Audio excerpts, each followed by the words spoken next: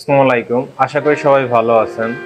আজকে হঠাৎ করে এই যে ছবিটা দেখতেছেন, এই ছবিটা দেখার পরে মনে হইলো যে আপনাদের কাছে একটা বাস্তব অভিজ্ঞতার কথা শেয়ার করা যায়।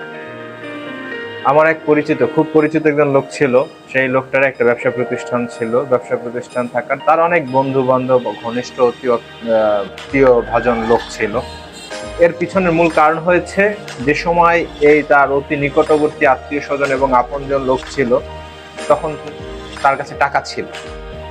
তার টাকার জন্য তার বন্ধু বান্ধব এবং ঘনিষ্ঠ ব্যক্তির অভাব ছিল না। তারা সব সময় তার কাছে সময় দিতে চাইতো, সময় চাইতো, কারণ তাদের কাছে গেলেই সে যথেষ্ট পরিমাণ আপ্যায়ন করে, খাওয়ায় দাওয়ায়, এটা করত।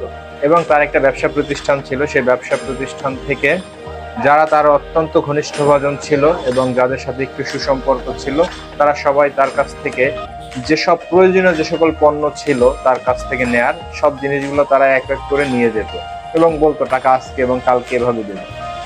তো এভাবে করতে করতে একটা সময় তার ব্যবসা বাণিজ্যের অবস্থা খুবই খারাপ যাইতে থাকে।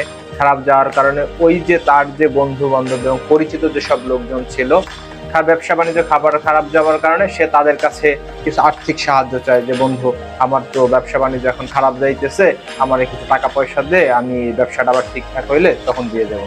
এভাবে করে যাদের পিছনে সে হাজার হাজার টাকা ব্যয় করতো এবং খাবার দাবার খাওয়াইতো, আপ্যায়ন করতো, একটা অকেশন হইলে সে সবার থেকে বেশি টাকা সেখানে ইনভেস্ট করতো।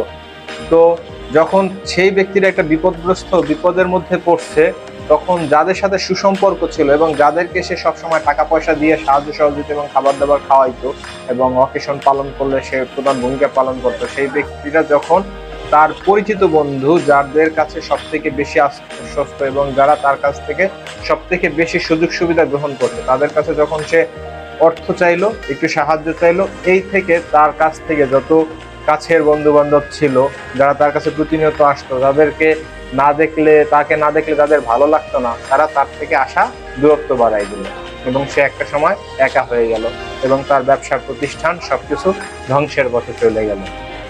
এবং ইভেন তার এখন ব্যবসাটা পর্যন্ত তার নাই।